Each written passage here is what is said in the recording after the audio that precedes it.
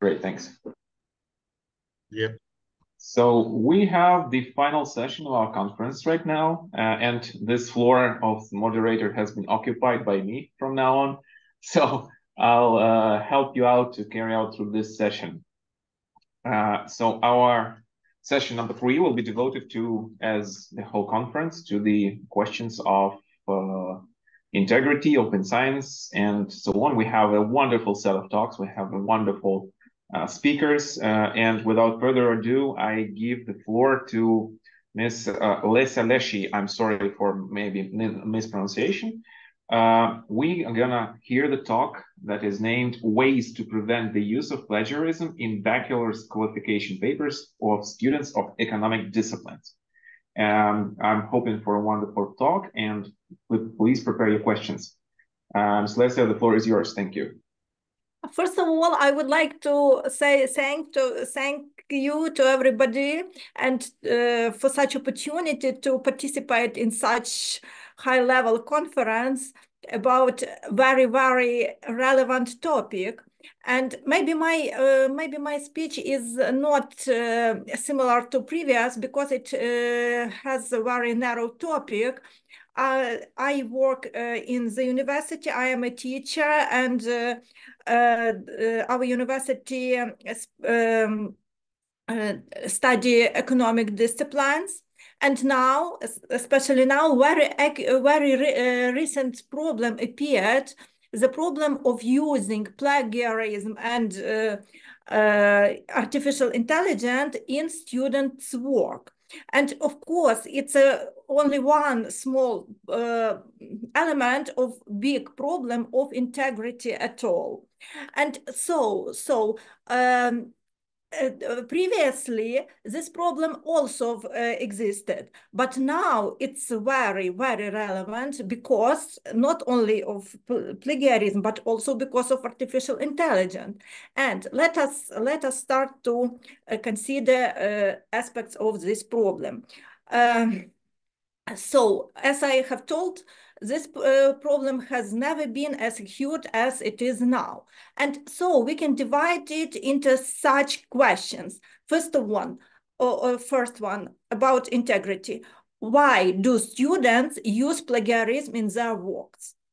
Maybe it's a root of solving problem, to understand why they want to do it so much. The second one is, why does a bachelor thesis, not only bachelor thesis, I took only such as example. We can speak also about course papers, internship reports, and even homeworks. Why does these works has such structure that it's so easy to use the plagiarism or use artificial intelligence? But from previous today's speeches, I realized that not only is concerned to students' work, but we saw that some scientists also tried to use disintegrity and use artificial intelligence. Some of speakers gave us such examples. But in bachelor thesis, it's very, very popular. And the third one is how to deal with this phenomenon. How can we do right now? Because the defense of students' work will be in months, and we should do something with this. Of course, our university has some programs, UniCheck, that check all these moments. But I think that it's not exist. It's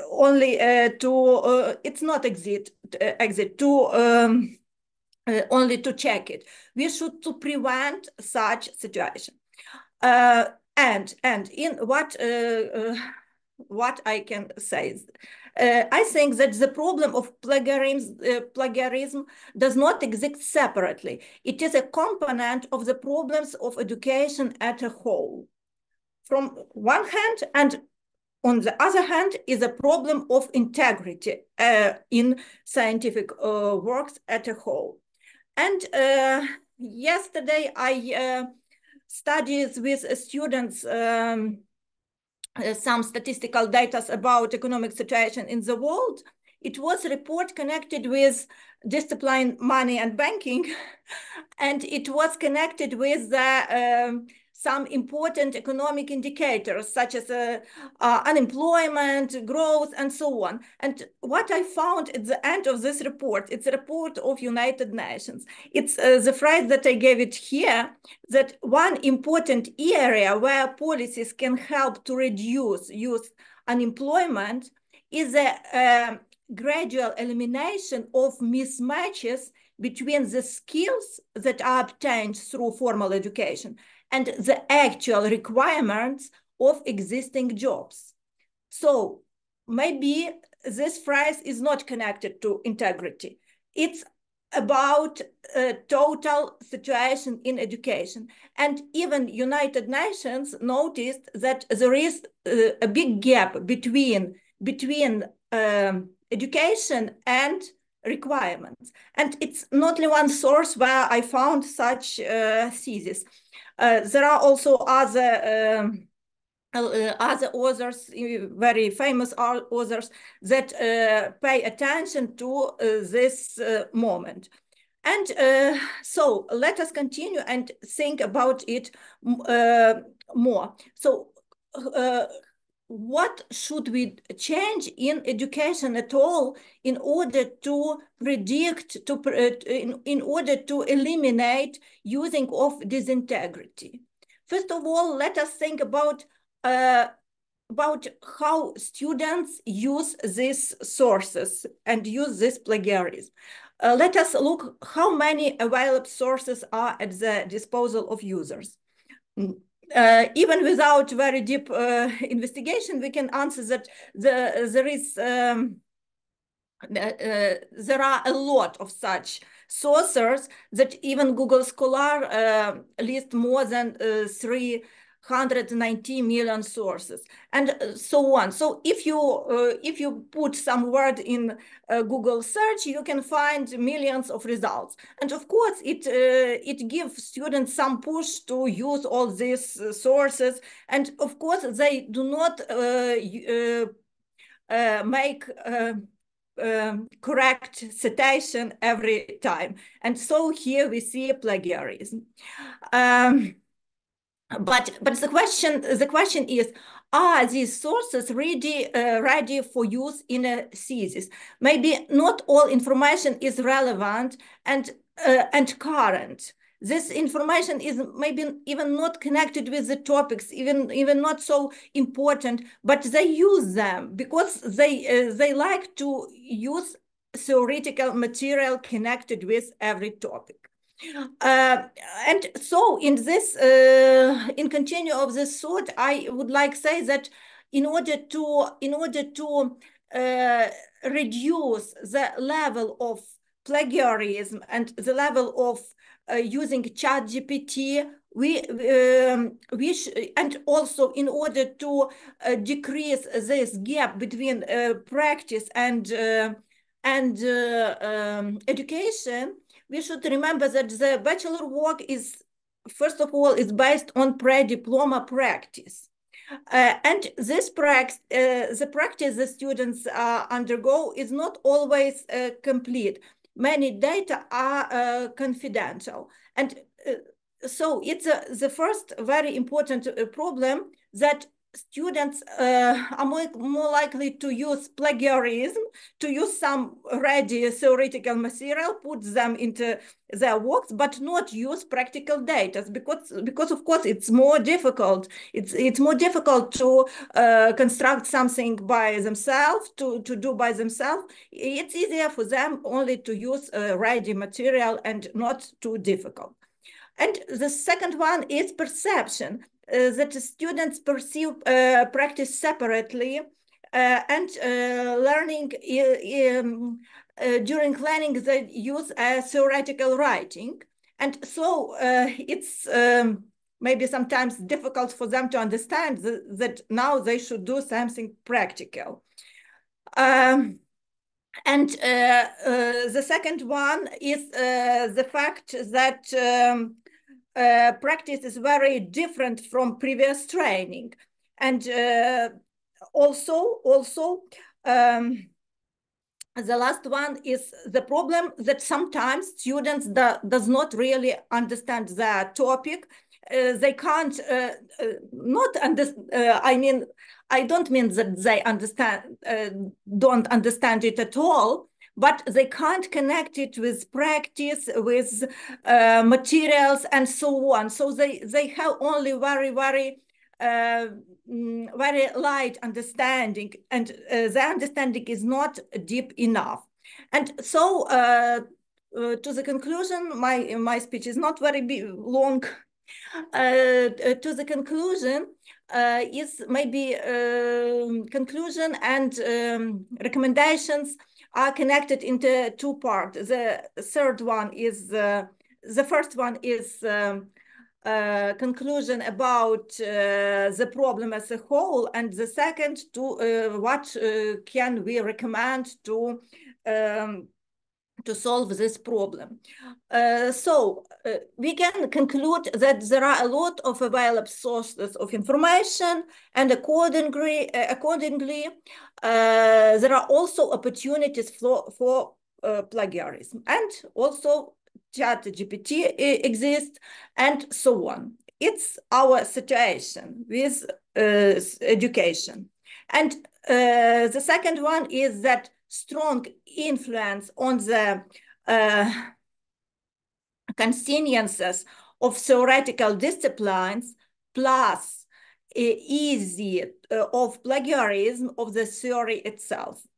It's the second one, that students don't want to find difficult ways. They use already ready theoretical material and then copy-paste it into their works. The third one is lack of emphasis on practice and statistical calculations. It's also important problem, because if we only concentrate on some classifications, definition of terms, and so on, it's very easy to copy-paste such thing, to make some plagiarism of such things. And but if there is a need to for critical thinking, to compare something, it's much more difficult, because even sometimes ChatGPT does not answer correctly, and not correctly, but very often ChatGPT answers very fair. It once when I asked him, not him, but it, I asked it to write small essay on some topic, and asked to give citation and some statistical information. It answered that it can't do such work, and also recommended me to what sources I go. So so we see that not everything can be used by ChatGPT and by plagiarism. And so I think that in order to avoid such massive widened of plagiarism, to emphasize calculations and to work with statistical information may be a good recommendation. And also reluctance to think creatively also is a very important problem, and maybe it is connected with the fact that now mostly the most popular are especially writing works, and such forms as discussion, oral answers are not so popular in modern education. And I think that maybe we should improve and improve this thing, and continue to work in this destination. And at the conclusion of my speech, I would like to say that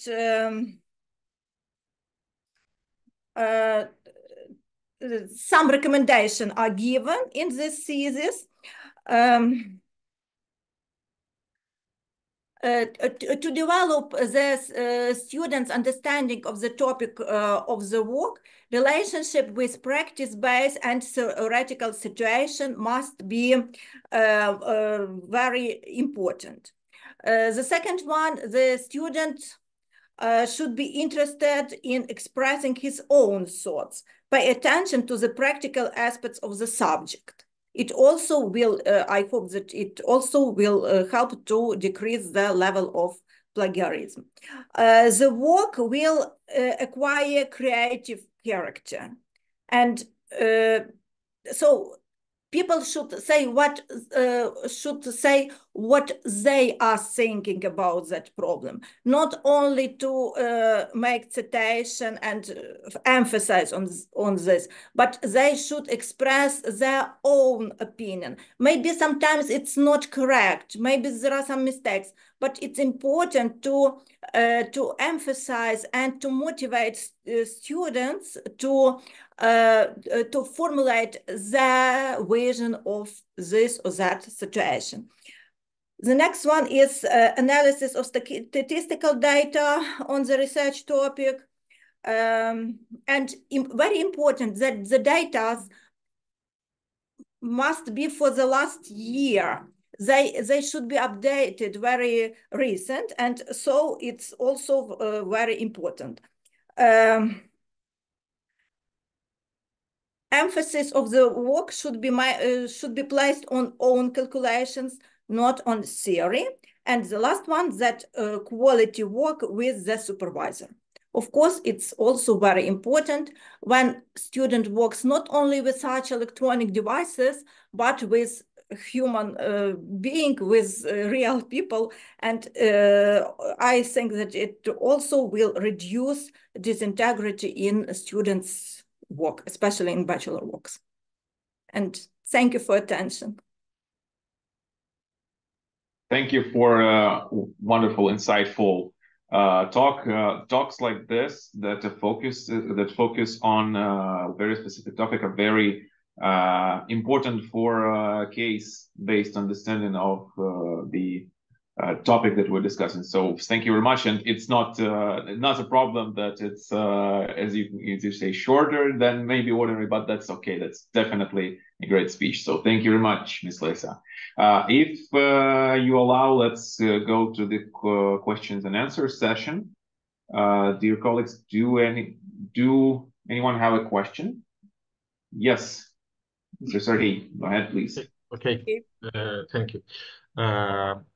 Lesa, thanks a lot for your report, and I would just ask you for the some situation. I mean, let's imagine the student arrive at some level of education with some level of understanding the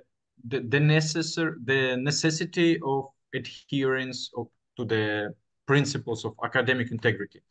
So all of your recommendations are really important and will be really efficient, in my opinion, if we apply them to the students already inside the process, let's say. Yes. But if you assess, just in your opinion, when the students should be provided with the main principles, just the main principles of understanding that plagiarism is a bad thing and you should cite the sources, etc. The general principles of academic integrity, let's say, what is the best time or how many years before they enter in some level of education or some point of their study when they should be, let's say, in school, in kindergarten, in the first year of study.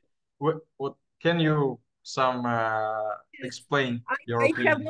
I'm not only a teacher, I'm also a mother, and I have children, and I know that they also use chat GTP, and even yesterday we used it to solve some trigonometric problems.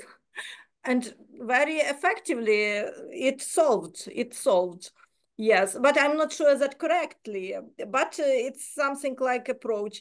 I think that we should speak about it even at school. Even at school, it is must have. Everything that was told today is very important. It's must have. It's about legislation, about culture, about ethic. Everything should be present. Should be present. Yeah. The recommendations that I gave in my presentation, it's something like more practical approach, how to avoid, even they know everything. There are some students that want to use it, and because they are too busy, they have a lot of things. Some of them are working. From one hand, I even can't understand them to some extent, because they should go to work. Maybe they had not enough time, and in 1 second they can solve everything. They can do it in 10 minutes, and it will be all. Easy But way. Yeah. yeah, easy way, easy way. But if we construct such structure of this work that it's impossible to use it, it will be good solution. For example, when I was a student, it does not exist such problem. All exams were orally. We answered. We didn't write anything. It was impossible to use chat or use some plagiarism. Even can't imagine how to use it, because the teacher could answer everything, he or she wanted in any moment. And so also every student knows that he or she should prepare, because different answer might be present. But now student write something, we even don't know how they do it. And as for me, as a teacher, 2 days ago I realized that when I ask students something, they answer very difficult, with a lot of difficulties. They can't find words and so on. But if the exam is in writing form, they can answer very good. So I see that such a shift from oral answers to writing papers was maybe in 20 year at the beginning of this century. It was very big progress. We said that previously everything, all answers were oral, and it was some element of subjectivism in this and so on. But if a student will write something, that will be more objective. But now we see that it went to another extreme. Now they use plagiarism. So we should find something. How to say it? Some medium of all this. Not that old approach and not very new approach. It should be something between these two extremes, I think. Okay. Thank you. And thank you for your question. Thanks a lot. Very insightful answer. Any more questions from the audience? And for now, if you allow me, Ms. Lesa, it would be great to hear your perspective on the legitimate use of large language models such as ChatGPT, for example.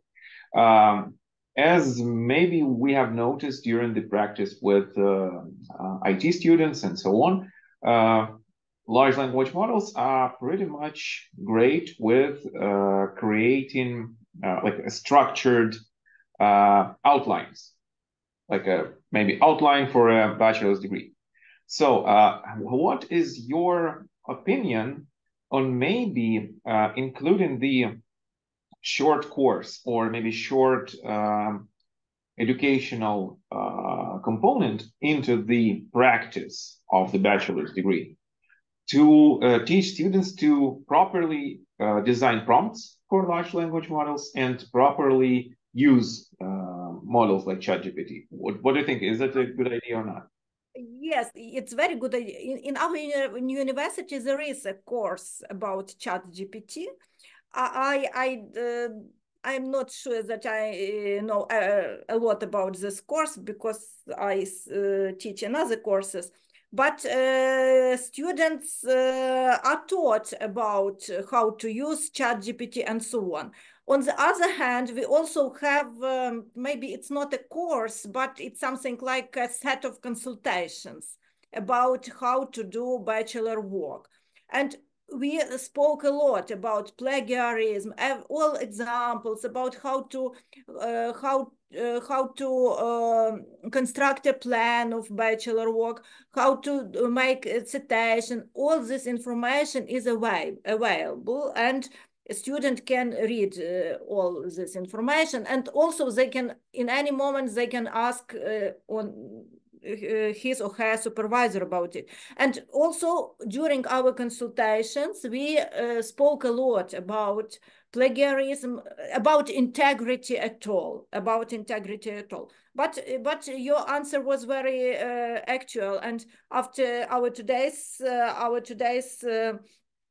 conference, I will maybe I will organize additional consultation and also speak about integrity once more. I think that additional information will not will be very useful for students. Yes, it's important. Awesome. Important to emphasize this now because it's very recent, very recent. A few years ago, this problem was not so acute. Yeah, of course. It's just recently arisen. Yeah, agreed. But and for young people, it's very important because they go in future, yes, in real life, and then all these principles that they take from universities, they will use in their practice work, yes. But in practice work, also there are different professions. There are such professions in what that are tightly connected with plagiarism also. And yes, for example, in media, we know some scandals connected with who is it? Somebody very very famous people. I forgot about what, but it's maybe about some German journal that very famous that published interview with some star, but then appeared that all interview was generated by ChatGPT. So it's bad idea.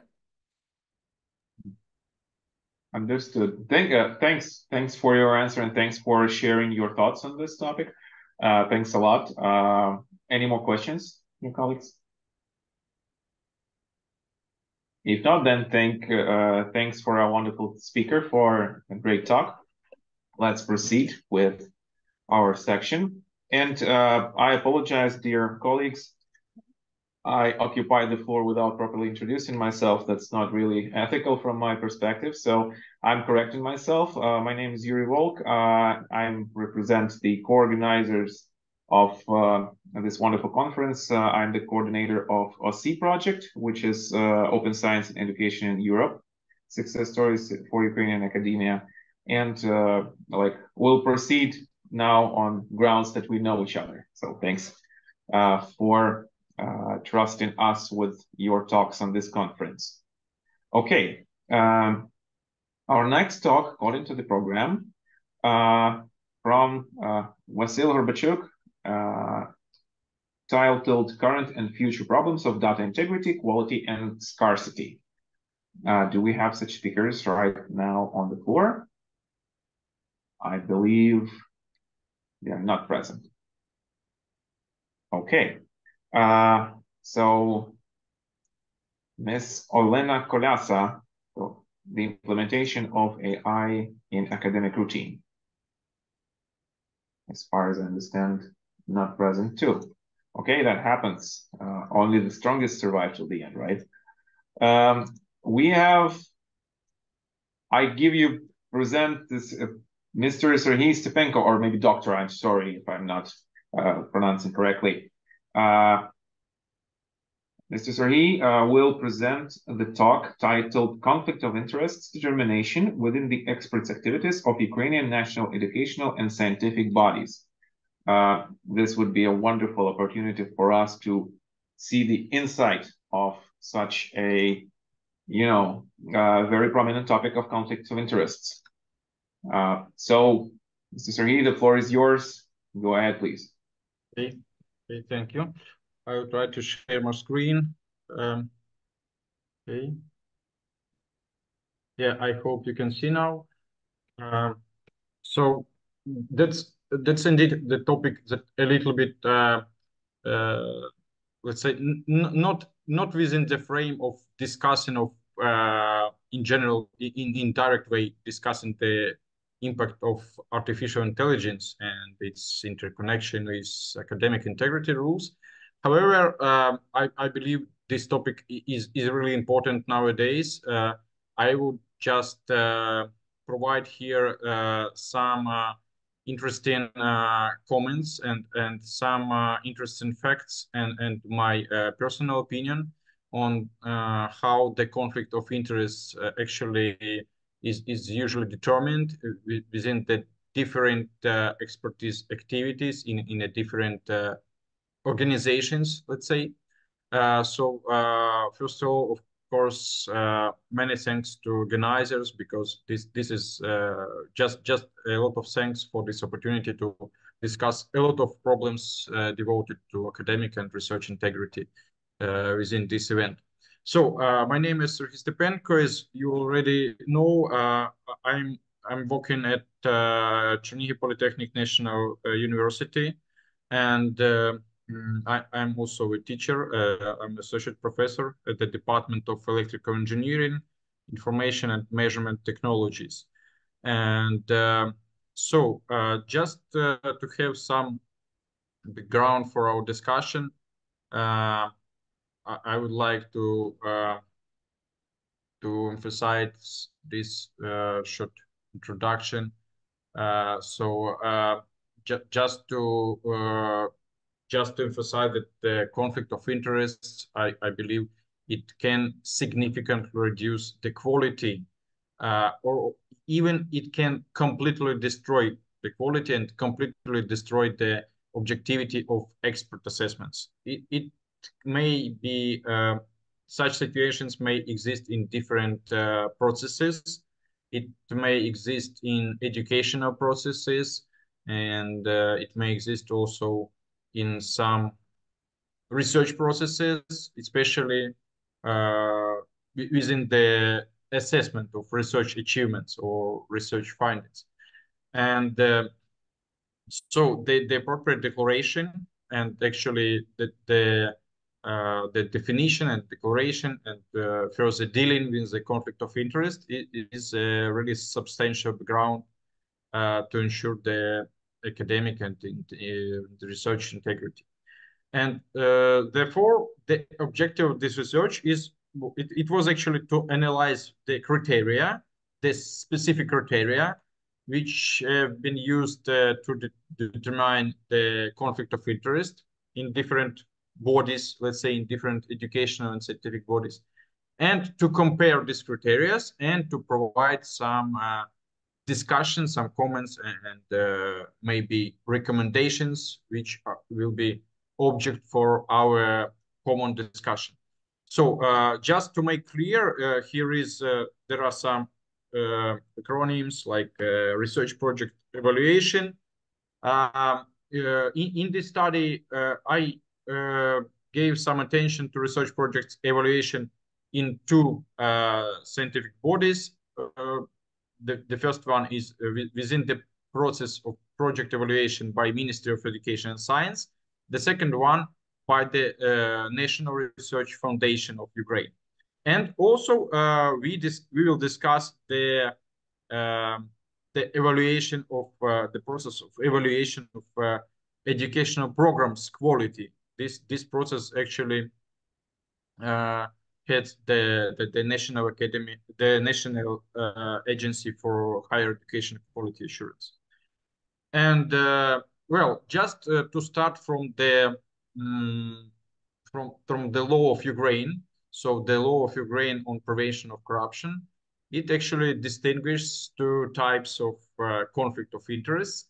And it's like a potential conflict of interest. So that can take place when a person has a private interest in the field in which he performs his official or representative powers, which may affect the objectivity or impartiality of his decision making, or the performance or non-performance of actions during the performance of these powers.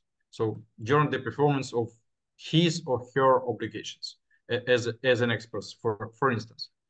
And the real conflict of interest exists if contradiction, it's actually a contradiction between a person's private interest and his official or representative powers, which affects the objectivity or impartiality of decision making, or the performance or non-performance of actions during the performance of said powers. So as I already mentioned, there are three bodies. I called here like I emphasize this category like Ukrainian national and educational and scientific bodies, which actually comprises the Ministry of Education and Science, National Agency for Higher Education Quality Assurance, and National Research Foundation of Ukraine. So the question may be why exactly these bodies, and why not others, etc. So I just tried to use my personal experience of expertise within the activities each of this body, and therefore let's say my decisions and maybe some recommendations and discussions will also take into account some personal experience and some thoughts, and of course it is based on the publicly available documents, let's say publicly available sources, but I will provide also some remarks which I think would be really important in order to improve the quality of review processes within each of these bodies.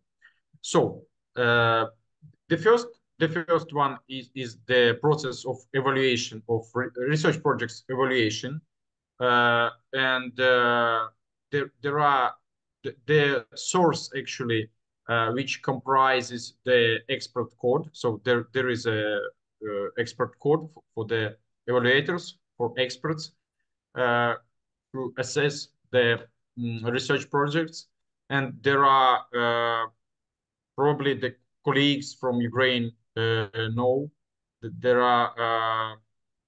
there are two types of contests. Let's say that there are the competition for young researchers and so-called general competition. And there are a lot of projects annually evaluated by the reviewers. And just to emphasize, this code, expert code was established in 2016 within the research projects evaluation process, especially in young scientist projects.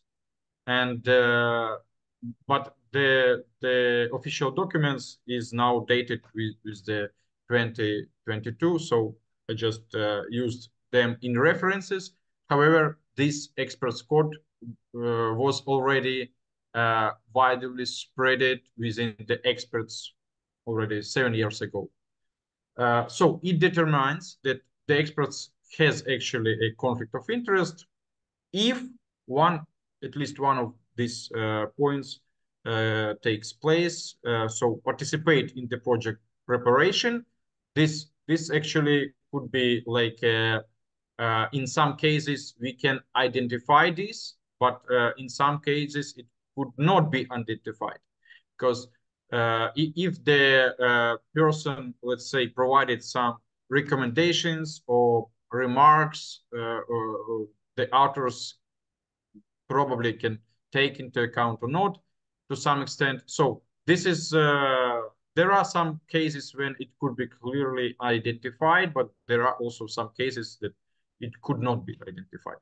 So if the person has a direct or indirect benefit in the case of financing the project, of course, this could be a very clear if such fact is found. So that this could be a clear evidence that the conflict of interest exists. So the next reason is close family connections, like a husband, wife, man, woman living together, relatives, brother, sister. So that's the some relatives. And I would like to emphasize here that this personal relationship actually applies to the principal investigation, to the principal investigator of the project, so the head of the project team, or the responsible executor of the project. So there is one role of responsible executor who is, let's say, the vice head of the project team. So this rule is not applied to every member, every project team member. The next one, if the evaluator or expert has joint publications with the principal investigator within the last 3 years. So just during the last 3 years, such time frame.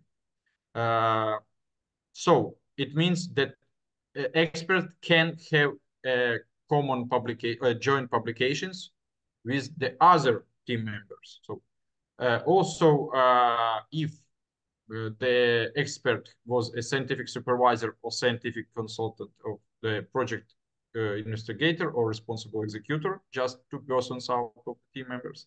And the sixth reason is if expert has or had a scientific rivalry or professional enmity with the principal investigator of the project. Just one person, the head of the project team.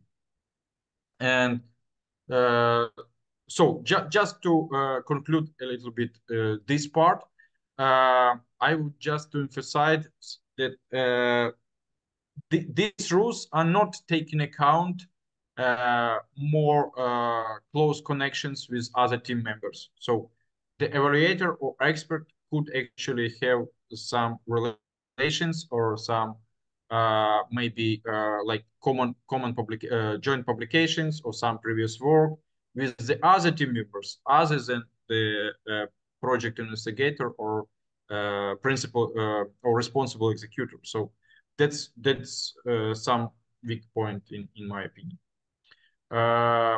So the next thing to consider is the conflict of interest within the accreditation process. So there is a lot of differences because the evaluators assess the curricula, the educational programs, and the experts should actually provide within every evaluation. They should provide the fair assessment. They should not neglect some weaknesses of the educational program, and they should not, let's say, hide some weaknesses which they found within the accreditation process. And actually, existence of conflict of interest can be a danger not only for the process of clear of objective evaluation, but it also can bring the let's say the higher education institution will also not benefit from such situation when some weaknesses, when some points to be improved were neglected. So that's important for the higher education institution as well. So there are the following cases to identify the conflict of interest. So if expert member group worked together or studied or learned in the same higher education institution, of course, this is reasonable. During the last 5 years, such person could not assess objectively because it's a kind of your alma mater for the students, okay, for alumni, and so that's clear. The expert or is a founder or member of the supervisory board, an employee student at this higher education institution where this evaluation process takes place. Also, within the last 5 years, the expert was a founder or member of the supervisory board. Again, the same reason, but not at the current moment, but within 5 years.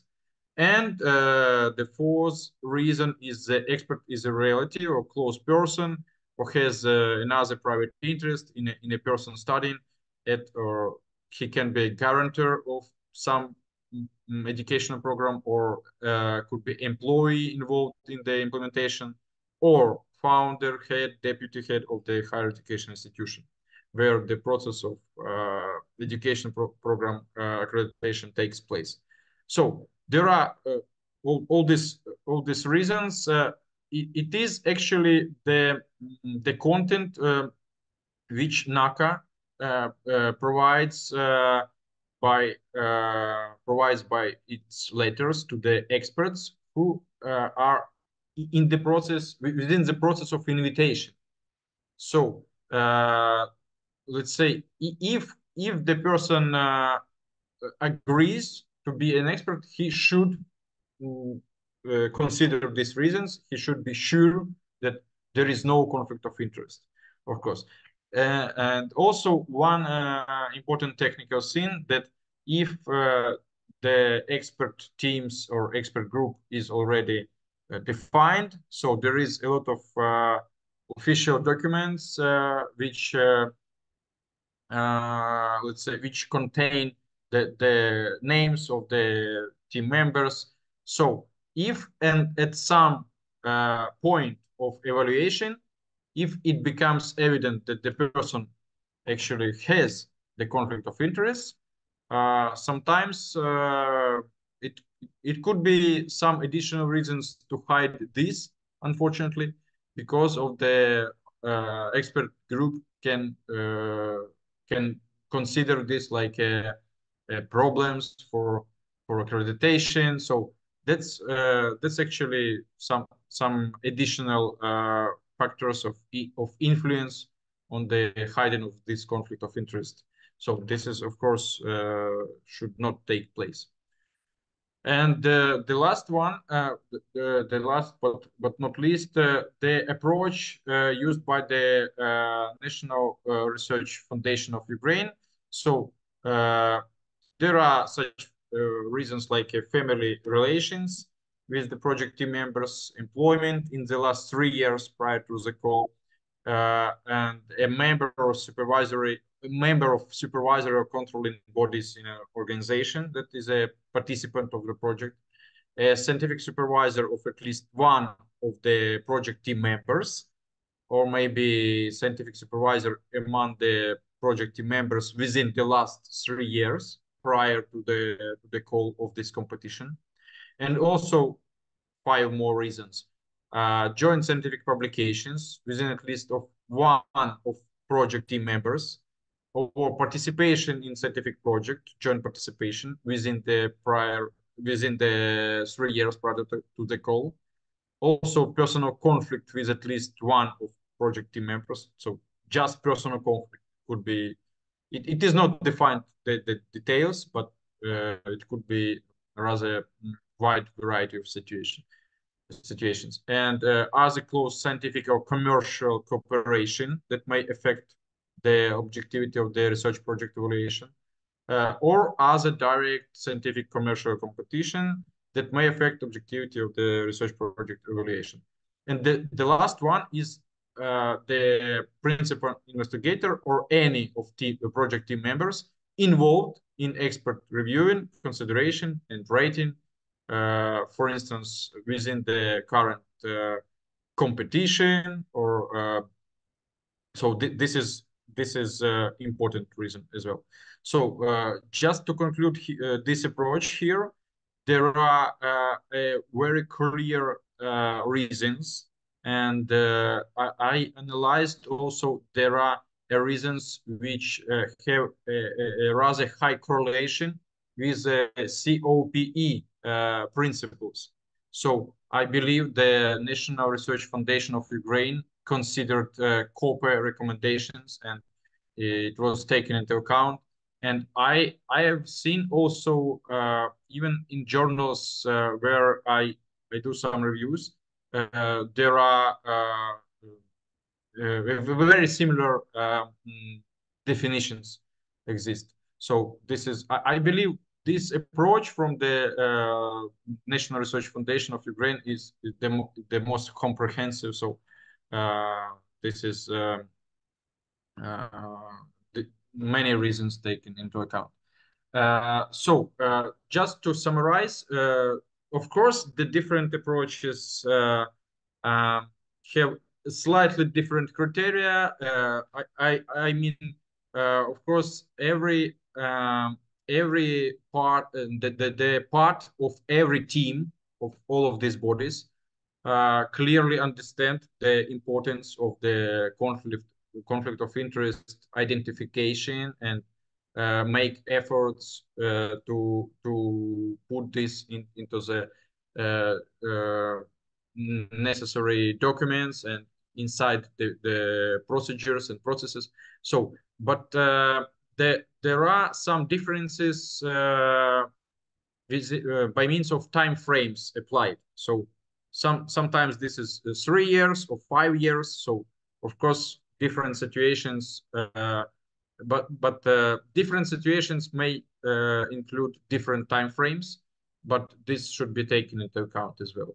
So when I talk that these approaches should be analyzed in details, I mean that in my opinion, the approaches used by these bodies can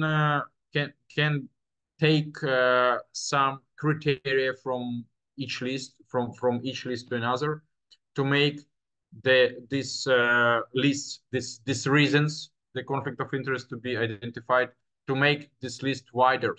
And what I should mention as well, that only the National Research Foundation of Ukraine has an official document when you sign as an expert, when you tick every of this reason and you state that there is no conflict of interest by each point, and you sign this document, you put your signature and you provide this document within your expert reports.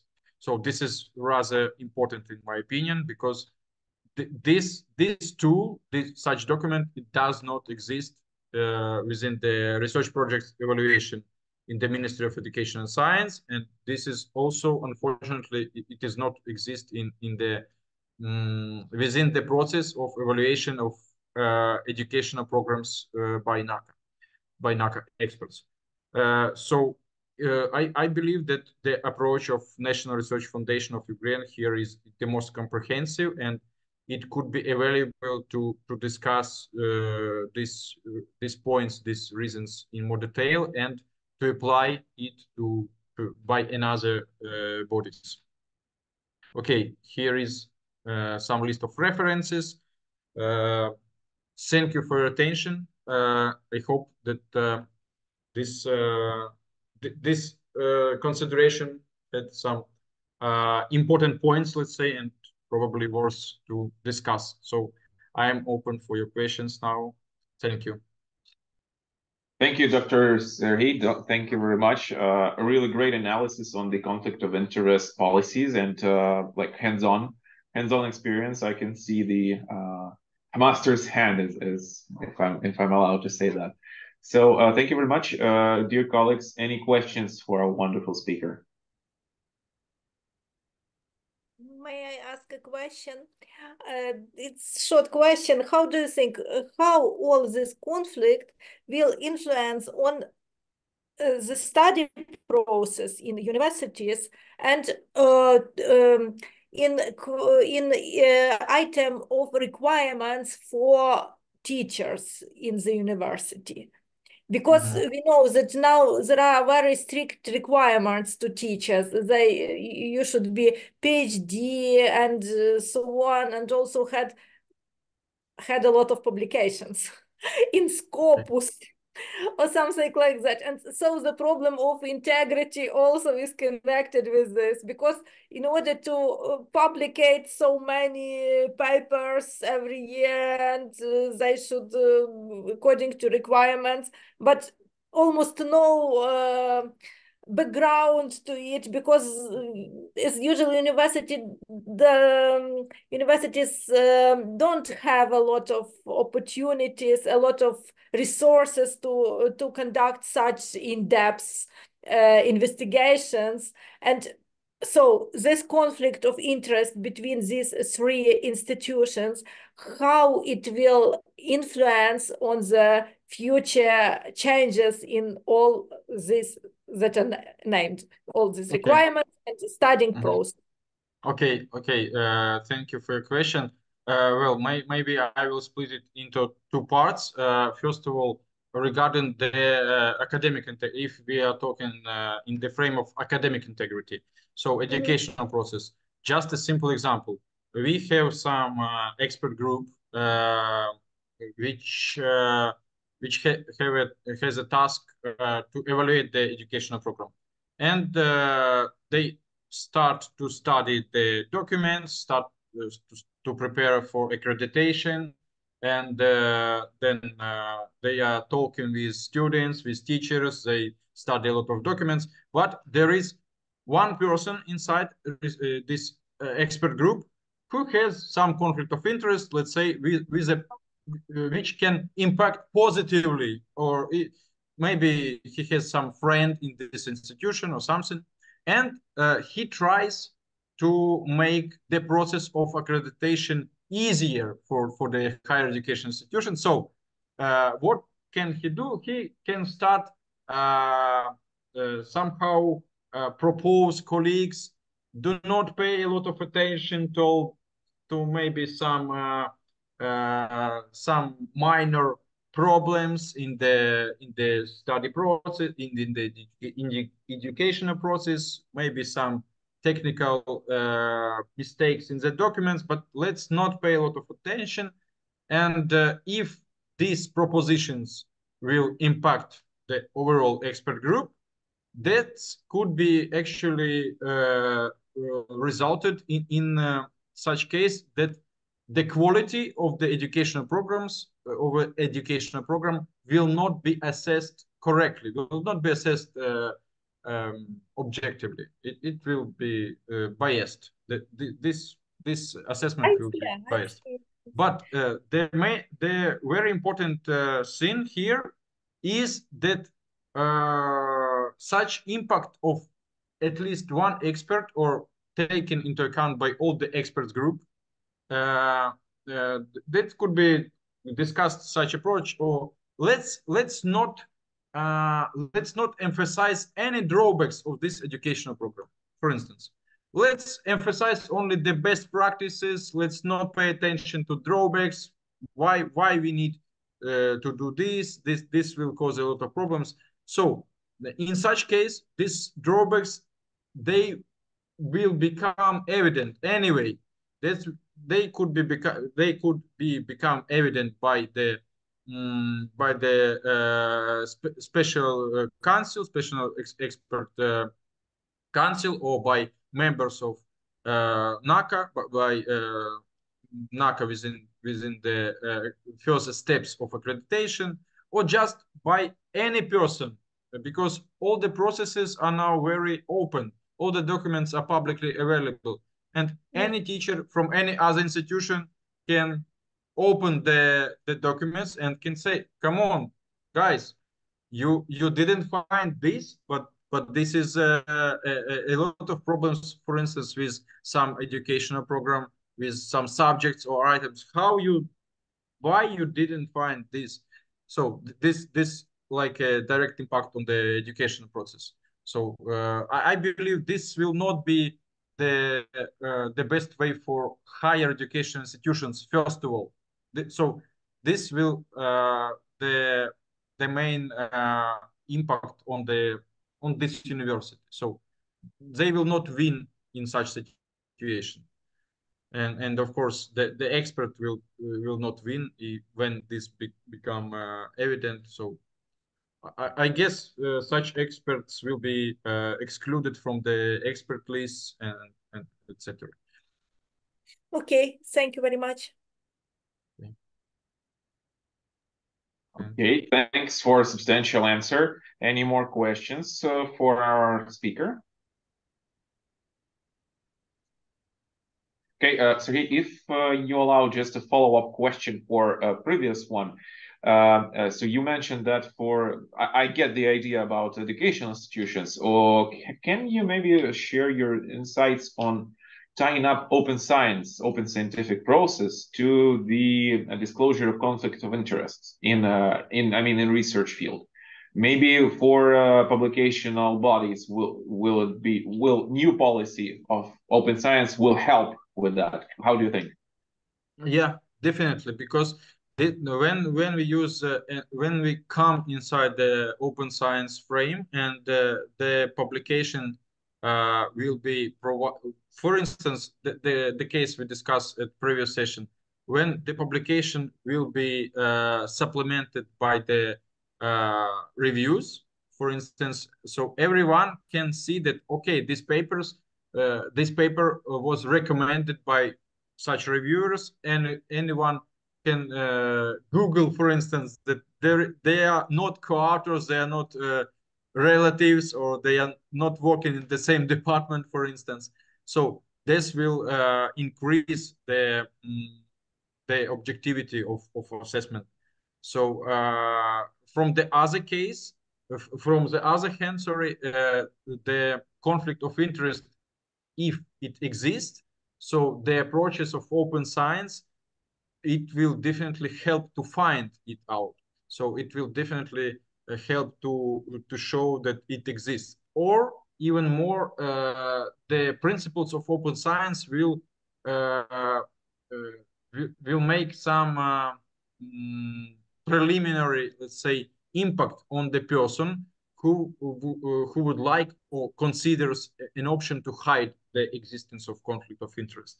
So understanding that, for instance, understanding that my review will be publicly available, for sure, I will not provide it if I see that authors list contain my friends or like my some co-workers, or let's say my colleagues from my department, of course. But for instance, if the person understands that, oh, but this will be not publicly available, nobody knows or something, let's provide some extremely positive review with everything is great and ideal, and nobody knows that I was reviewer for this paper. This like considering a positive approach. It's the same like a negative approach. Sometimes I read reviews from some anonymous reviewers which contained a very negative feedback, like not negative but impolite, let's say. It was not actually constructive feedback. It was like it was not objective, and it contained some impolite things. And I believe if such reviews were open, so that could be a tool to stop the reviewer who has a some, let's say, probably this impolite attitude, or this biased assessment was caused by conflict of interest.